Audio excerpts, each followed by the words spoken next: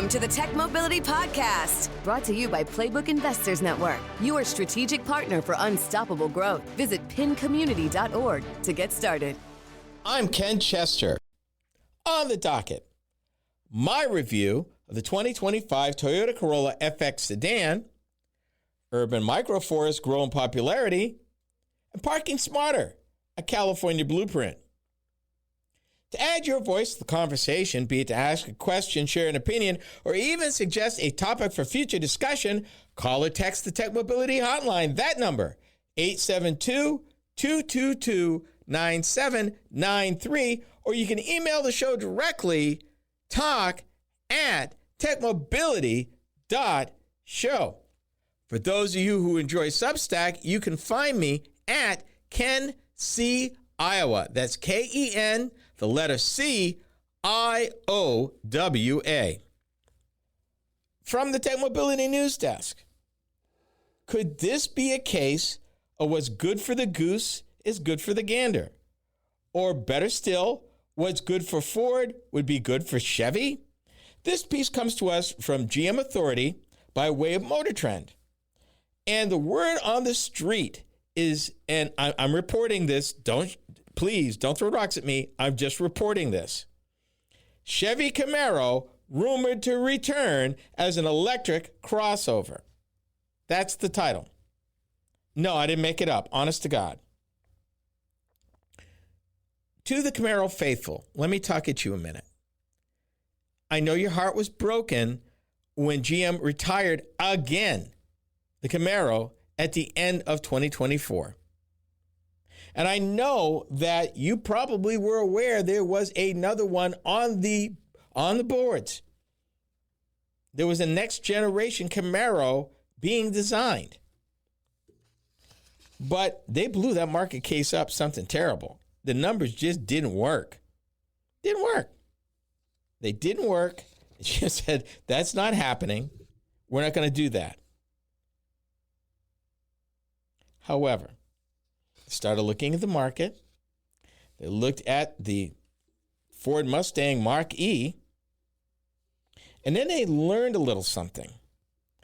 That in recent time, the Mustang Mach-E outsold the gasoline-powered Mustang. Outsold the Mustang. You know, the Mustang that folks said it was blasphemy for Ford to do this. How dare they sully the Mustang name with this crossover EV? How dare they? Well, the numbers don't lie, and the manufacturers follow the numbers. The Mach-E outsold the gasoline-powered Mustang. Yeah, the Mustang with all the Dark Horse versions, the Cheyenne engines, the GTs, all of them outsold. So you're saying, well, okay, all right. At least Ford, didn't say Mustang. They threw something with it. Mach-E, they made it a little bit different. Doesn't look like Chevy's trying to do that. And I'm actually looking at a rendition of what a Camaro crossover, EV crossover would look like. And I know you've been following the news and you've been lamenting the fact that the whole industry, oh my God, it was going to go to EVs, but oh no. No, they ended the credit. Nobody wants EVs now, so everybody's buying hybrids and going back to gasoline engines. Why would GM, at this point, not revive the Camaro in a gasoline version? Why? At least a hybrid. Why would they go all in on an EV? Pure and simple. Don't kid yourself. When it comes to American capitalism, it is all about the money. They're looking at this. They're crunching numbers. They're looking at what could be going on. They've got a brand with a lot of recognition. I mean, Camaro's been around since 1968. It is known for performance. The problem is the Camaro, as it wasn't selling in the numbers it needed to justify GM to build it. That's the hard truth. They didn't care how much love you had for it. Not enough people were buying the car. And I mean, it's a hard truth. It cost billions of dollars to build this stuff. So it ran into the hard truth. And they're looking at this. And also, they're going to go to the Ultium platform. Here's the cool part. They're literally going to borrow the running gear and platform from the Blazer SS EV. And those numbers are ridiculous. They're looking at maybe a dual motor all-wheel drive system producing 615 horsepower and 650 foot-pounds of torque. The obvious question would be, well, okay, if you're going to borrow the Blazer SS EV platform and build a Camaro crossover EV on it, then why would you do that? Just promote the Blazer. Well, Blazer has its following. Camaro has its. I'm here to tell you, I've driven various generations of the Mach E since it came out in 21. And it's a fun, lightning fast, horrifically responsive car, as is most EVs I've driven. Most people wanted to ride them as glorified golf carts, then you've never driven one. This ain't nobody's golf cart. They are fast, they are quiet, they are solid, they are responsive. I mean, like right now. And that's really the attraction of an EV motor. You get 100% of the torque immediately. There's no spooling up. There's no shifting gears. You get it all. From the minute you drop your foot, you get it all. There's no spooling, and all of it. There's no need to turbocharge the engine like a diesel in order to get the power and the torque. There's no need for a multi-speed transmission to get the horsepower like in a gasoline engine. Way fewer moving parts, no nasty chemicals, no stuff to wear out. It's a battery management system, a container of battery cells. Right now, lithium, and typically you're looking at a nickel manganese cobalt system, which has the highest density of EV power and easily probably a range of at least 300 miles. Even the base one, and these are numbers I'm getting via Motor Trend by way of GM Authority. Even the single rear-mounted motor, they're looking at producing maybe 241, 365 horsepower and an 85 kilowatt-hour battery pack, which is a good-sized pack.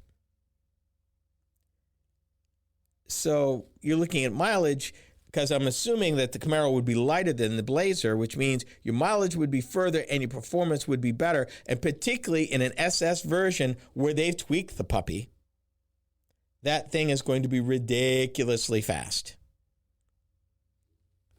Anyone who's never driven an EV misses the point. You really think that the average EV owner is all about tree hugging? No. It's actually more of an issue of performance. As charging times come down, as range gets longer, bigger. I mean, the full-size heavy-duty GM EVs that are like 8,000 and 9,000 pounds that run on the Ultium systems deliver right now a range of 460 miles. That is EPA certified. 460. That's that's better than most cars and a lot of small to mid-range SUVs. Can't even match that. Can you imagine if they do it right and they introduce it as a performance vehicle? No need for gasoline, no need for oil changes, no water pumps to wear out, no valves to go bad, none of that, just power. And it can get the charging times down, and that's what they've been working on, then maybe a Camaro crossover, performance crossover, EV, isn't necessarily a bad thing. It could be a good thing, particularly if GM keeps the price down and even makes it a little cheaper for an entry level. Most custom performance cars nowadays, believe it or not, are electric because of everything that they can do. The Toyota Corolla is the very definition of Toyota quality and has been around for over 60 years. My review of the Corolla FX is next. You are listening to the Tech Mobility Show.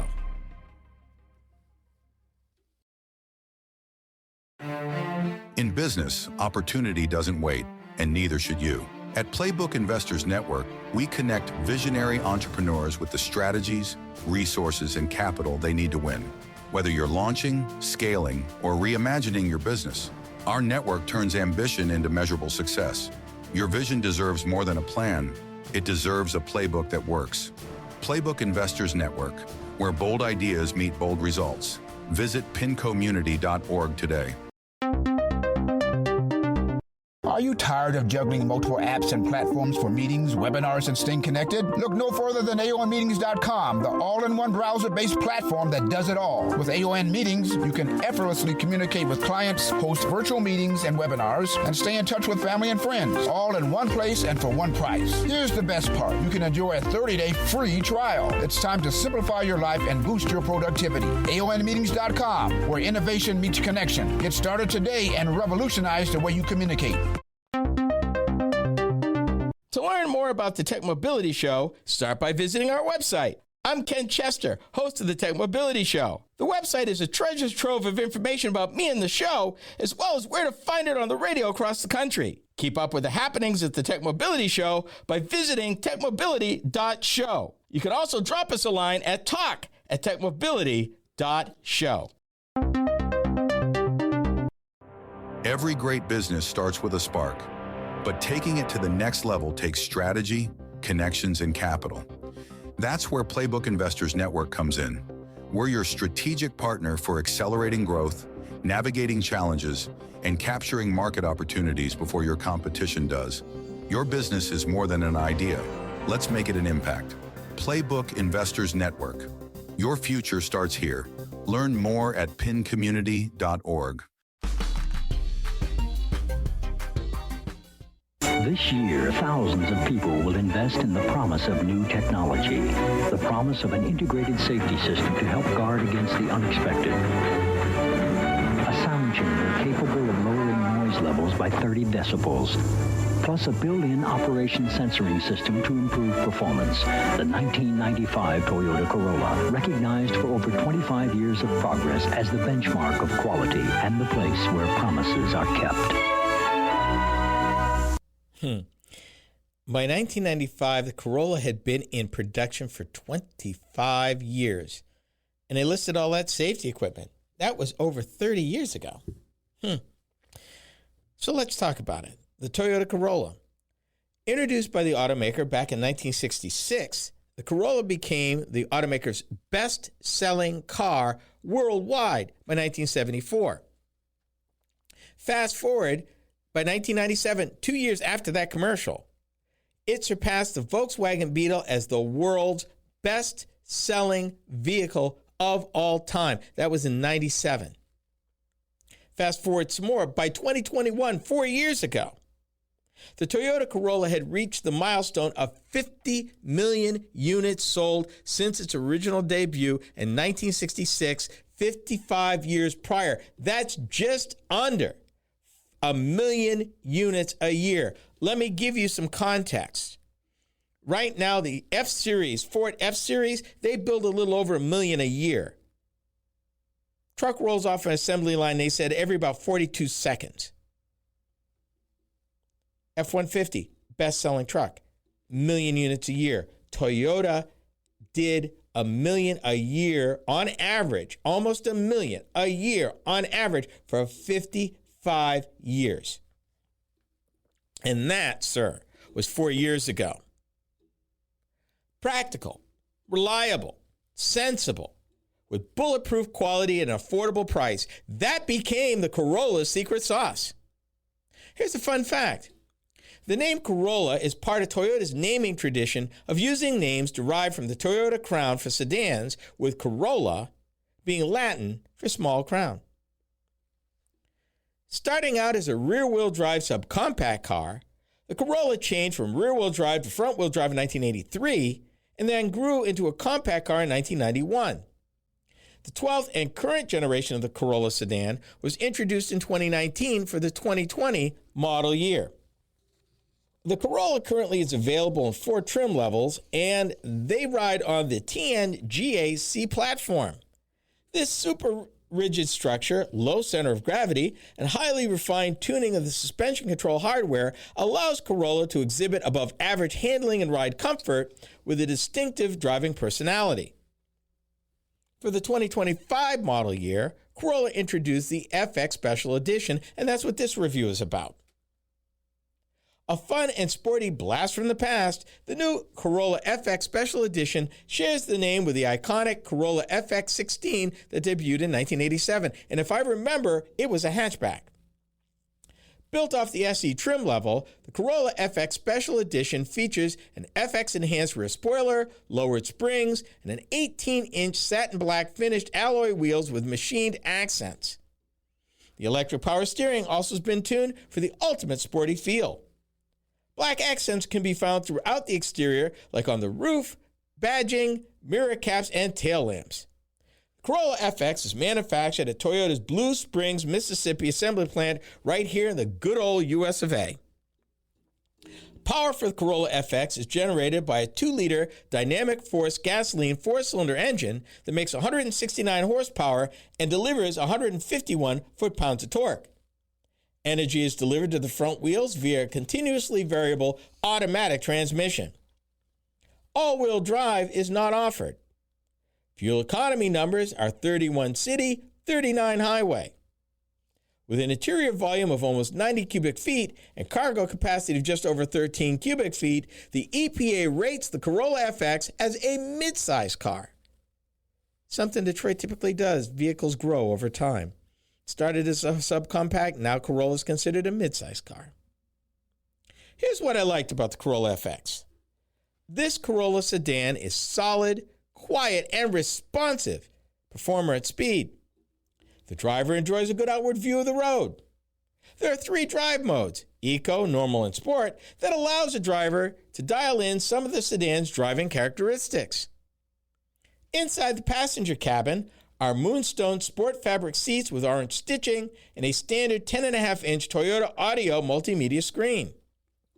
The vehicle comes standard with an impressive list of safety and convenience features, which includes a wireless cell phone charger, dual USB-C ports front and rear, rear center armrest, and dual cup holders front and rear, LED interior lighting, an impressively large trunk, as well as an accessible spare tire just under the trunk floor.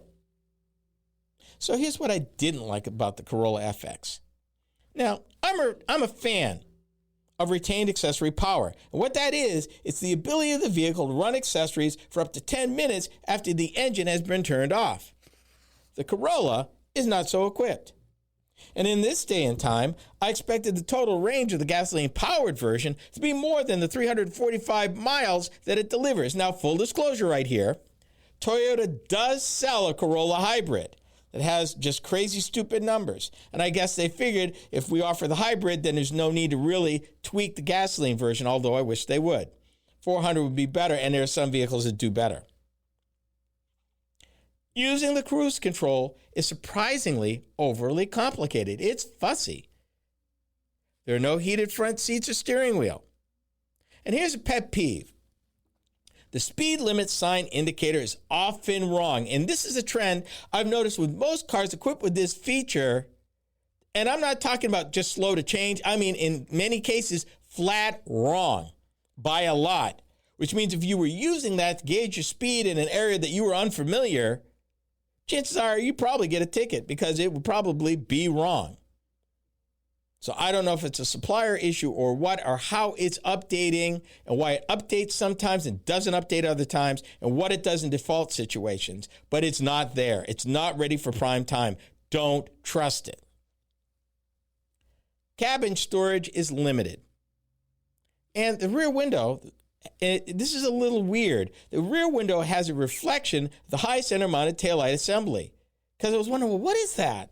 And I couldn't figure it out. And then I went back and I looked and I was like, oh, it's distracting, actually. Another surprise. The split folding rear seat does not fold flat with the trunk floor. Really, Toyota? It's a mid-sized car now. You have the room to do this, and you can't get it done? Not to mention the 1980s-style manual floor-mounted trunk opener and fuel filler door release. So here's the bottom line. This Toyota continues the brand's winning ways, with Corolla being what it's always been. Not fancy, not plain, but a solid citizen that will deliver years of low-cost operation. The manufacturer's suggested retail price for the 2025 Toyota Corolla FX starts from $26,650. Destination charges add $1,135. Yes, you can buy a Corolla for less. You can. And you can buy a hybrid Corolla if mileage is what you want. But I think this is a great balance, even with some of the stuff that I'm nitpicking about. I enjoyed driving the car. It was solid. It was an enjoyable drive, even if the cruise control was a little funky. But it's a Corolla, and that is enough. I owned one back in the day, and it's a solid ride. They are called urban microforests, and they are growing in popularity across the country. That's next. This is the Tech Mobility Show.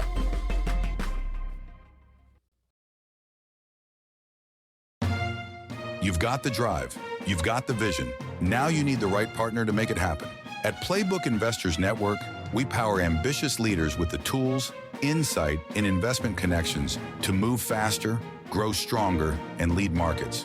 We're more than advisors. We're your co-pilots in success. Because in business, standing still is not an option. Playbook Investors Network, fueling ambition, delivering results. Visit pincommunity.org. Did you know that Tech Mobility has a YouTube channel? Hi, I'm Ken Chester, host of the Tech Mobility Show. Each week, I upload a few short videos of some of the hot topics that I cover during my weekly radio program. I've designed these videos to be informative and entertaining. It's another way to keep up on current mobility and technology news and information. Be sure to watch, like, and subscribe to my channel. That's the Tech Mobility Show on YouTube. Check it out.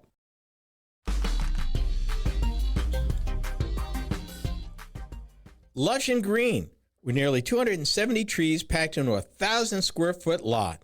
It's called a microforest, and the concept is gaining traction across the United States as a small way to combat climate change and bring cooling shade to urban areas that lack the leafy boulevards of wealthier neighborhoods. Will this work in your community? This is Topic B. Anybody who's lived in an urban area, particularly those areas that are overly industrial and of poorer in stature, may have heard the term heat island. What that is that in these neighborhoods, there is so much concrete, so much cement during the summer that absorbs heat. It's rock, after all, and absorbs heat.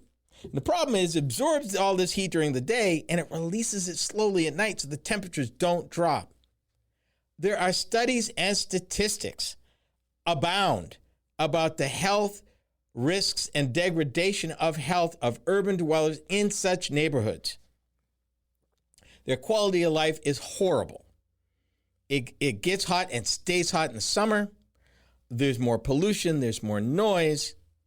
It's not a good place to be. Well, enter in this thing called a microforest, otherwise known as a pocket forest. And this has been growing in popularity around the world, from Elizabeth, New Jersey, to Cambridge, Massachusetts, to even Pakistan. The goal of these is to combat climate change and bring cooling shade to urban areas that lack the leafy boulevards of the wealthier neighborhoods, we said. Now, they will readily admit, the people who are proposing these, the ones that are the boosters, will readily admit that this isn't habitat restoration on the scale that is needed in terms of the world. But it is a really great way, especially in a city, for people to become very in close touch with biodiversity and why it's important and why it's also beautiful. And there's a movement. These pocket forests, or mini forests, adhere to the Miyawaki method.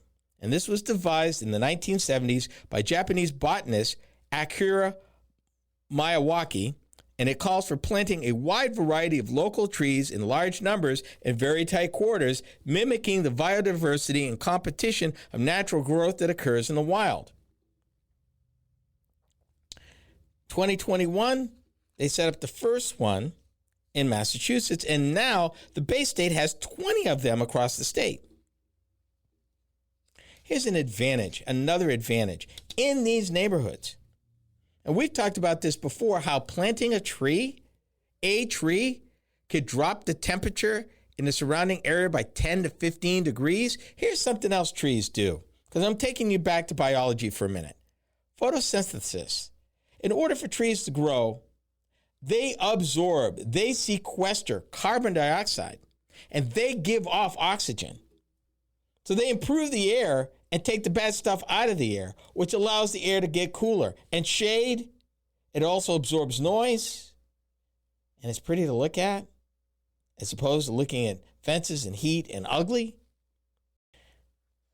Some folks even compare these tiny forests to acupuncture points. It's like one little point, but it radiates benefits out. Here's something that you might not know. These little forests, because they've crammed so full of biodiversity, they're competing and collaborating for resources. As a result, in these areas, they are sucking up a lot more carbon dioxide that they need to grow, giving a lot more oxygen. And they will tell you, these proponents will tell you, that a microforest will grow at a rate 10 times faster than out in the wild. 10 times. 10 times. 10 times. As we look at our planet, not everybody is convinced that climate change is a hoax. And I'm not going to get into that conversation with you. I'm just pointing out what some people are doing. And I'm going to leave that up to you to get the information, make up your own mind. But in this case, there are benefits for those poorer neighborhoods. There are benefits anytime that you can have something pretty like a forest nearby. We know for a fact that trees reduce temperature. We know for a fact that heat-related diseases go up when it gets hot, and humidity, respiratory diseases, and all sorts of things. So if you can bring that down, there is a health reduction in cost to the city and to the health system of that city. So microforests actually have a dollar benefit in real time, in real terms. Remember a minute ago, I talked about how these microforests, these pocket forests, grow that fast. Obviously, the faster the plants are growing, the more carbon they're sequestering very quickly. And like I said, 10 to 15 degrees benefit. That may not sound like much, but if you're talking 75 degrees versus 90 degrees, it is that much. And if it helps improve the quality of the air, make it a little quiet, make it a little cleaner, make it easier to breathe, that's cost, and a reduction of cost is something everybody can get behind, because these far exceed the cost of planting them. All those benefits. They said that even in these tight little areas, some of these trees can grow to be more than 100 feet tall, 100 feet. And with cities rethinking their existence, rethinking the decisions of the past, everything from taking out urban interstates to reconnecting neighborhoods to reimagining what neighborhoods would be like. Big issue, Boston, if you've been around the last 30 years, they basically buried a major eyesore and a major source of traffic and carbon dioxide and nasty pollution. Used to be called the Southeast Expressway. It now sits under the city, and you wouldn't even know it. And on top is a beautiful park, a very beautiful park. It cost them billions of dollars to do that and basically open up their seaport, because the Southeast Expressway cut off the rest of the city from the waterfront and from the North End, which now is a lot easier to get to because it's underground. and they reworked that. This is something that is spreading nationwide. Every state will have them. The question is, if you live in one of these heat islands in one of these larger cities, would this work for you? I think it would. And wouldn't that be a wonderful thing to actually be able to do something about your situation and improve your life just a little bit? By planting a microforest, by promoting biodiversity, by actually creating a space that is quiet, cooler, cleaner, easier on the eyes, on your respiratory system, and on your body since it's 10 to 15 degrees cooler. Microforest, urban microforest. That's the name. You'll probably hear more about it as more cities look at adopting this kind of technique for the benefit. And wouldn't be surprised if cities have numerous ones throughout the city, which makes it beautification. It's actually make the city a prettier place. That's always good because everybody loves beauty. Parking smarter. California just might have the blueprint for the future of parking. That's next. We are the Tech Mobility Show. Are you tired of juggling multiple apps and platforms for meetings, webinars, and staying connected? Look no further than AONmeetings.com, the all-in-one browser-based platform that does it all. With AON Meetings, you can effortlessly communicate with clients, host virtual meetings and webinars, and stay in touch with family and friends, all in one place and for one price. Here's the best part. You can enjoy a 30-day free trial. It's time to simplify your life and boost your productivity. AONmeetings.com, where innovation meets connection. Get started today and revolutionize the way you communicate. To learn more about the Tech Mobility Show, start by visiting our website. Hi, I'm Ken Chester, host of the Tech Mobility Show. The website is a treasure trove of information about me and the show, as well as where to find it on the radio across the country. Keep up with the happenings at the Tech Mobility Show by visiting techmobility.show. That's techmobility.show.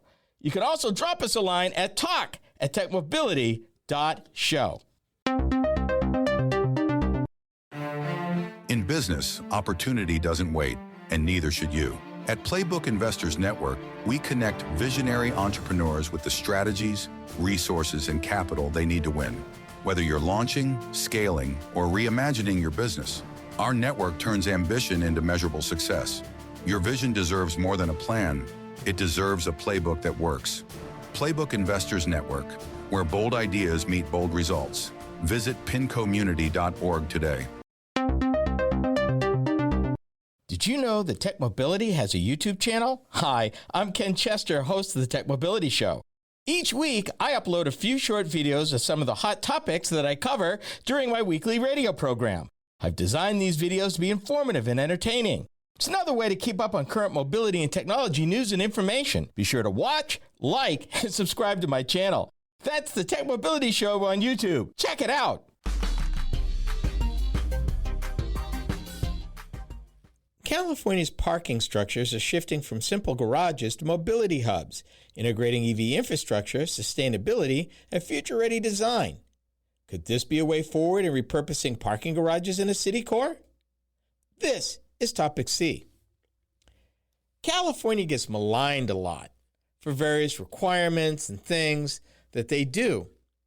But this piece comes from Building, Design, and Construction magazine.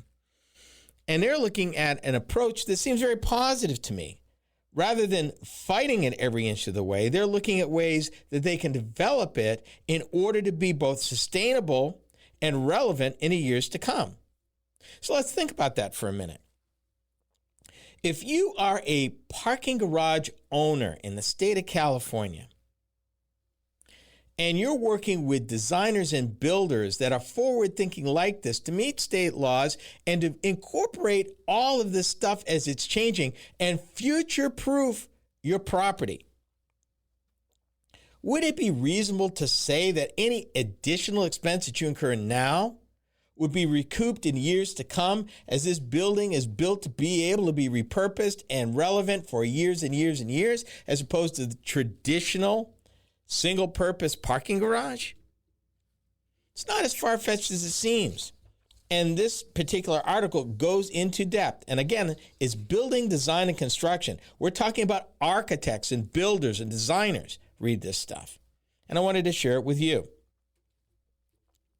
California's urban growth, car culture, and environmental leadership have turned parking buildings into critical pieces of infrastructure. What was once simple utilitarian garages are now complex facilities designed to accommodate future transportation trends, integrate with sustainability initiatives, and navigate some of the toughest building codes in the country. Let me interject here. If you can build it there, you can build it anywhere.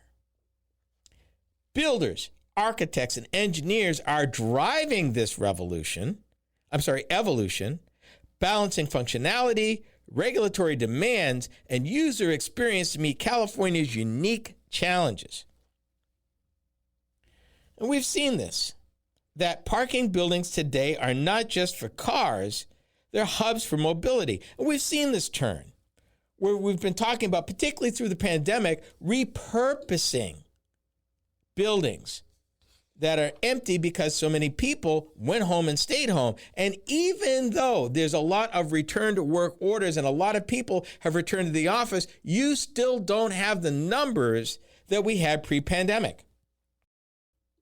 EV charging stations, bike sharing docks, and other user amenities like easier payment systems have become standard features, reflecting a shift towards multimodal transportation. Architect to car culture. It ain't just about you anymore. Builders play a pivotal role in designing these facilities to support evolving user needs while aligning with California emission reduction goals and land use priorities. They are not taking an adversarial approach to this, folks.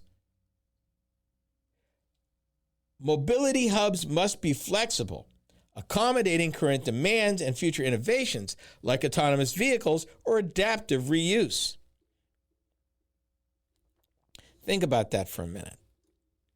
And they throw a little bit in on the California regulatory environment. I'm just going to read a little bit.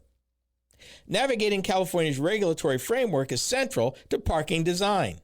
Statewide mandates like Cal Green require sustainable practices from stormwater management to renewable energy systems. Local jurisdictions add further layers of complexity with increased baseline requirements for capacity, accessibility, and energy efficiency. Think about that for a minute.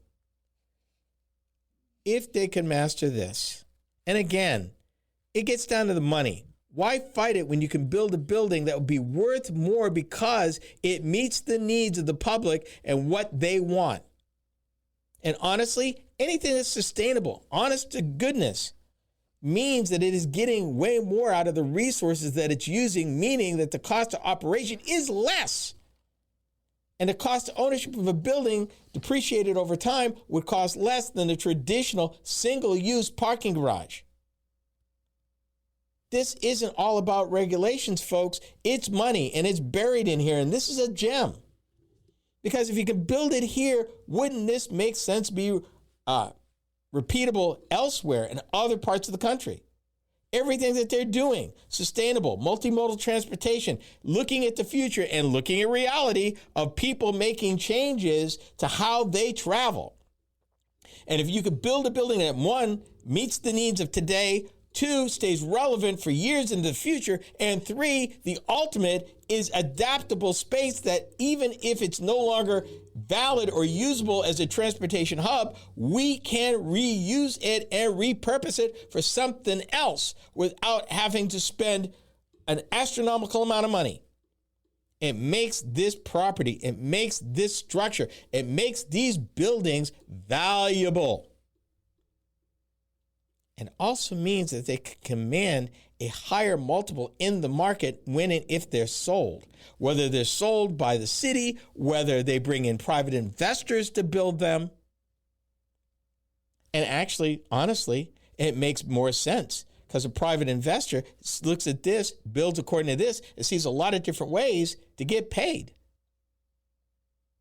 Because a parking garage, at least in the direction California is going, is no longer just a parking garage. And as more cities take a look at this valuable downtown space that will never be refilled, I mean, the days of full parking garages are over. Case in point, I did a photo shoot in our city at a downtown parking garage during the business week, shortly after the end of the business day. It was empty. I mean empty. Short of city-owned vehicles in the building, and there weren't that many, this easily 300 or 400 stall parking garage was empty. And I remember times where folks worked overtime, and you might have had, maybe even after working hours, you still might have had 25% of that still full. Not anymore. And that parking garage is less than 40 years old. I remember what used to be there before they knocked it down and built it. Sustainability, adaptive reuse, things to know. Valuable. A mobility hub. Spaces that support multiple modes of transportation. These are what parking garages are going to be in the future. And even accommodate electric vertical takeoff and landing devices, planes. If you build it right, they will come. If you build it right, it will be sustainable. And if you build it right, it will be worth way more than the original parking garage concept, which was developed over 100 years ago. Things change, people. And you either change with it and ride the wave or get left behind in the dust. Your choice.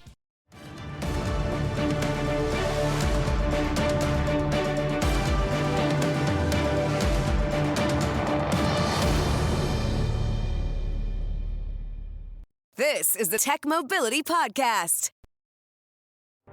Every great business starts with a spark, but taking it to the next level takes strategy, connections, and capital. That's where Playbook Investors Network comes in. We're your strategic partner for accelerating growth, navigating challenges, and capturing market opportunities before your competition does.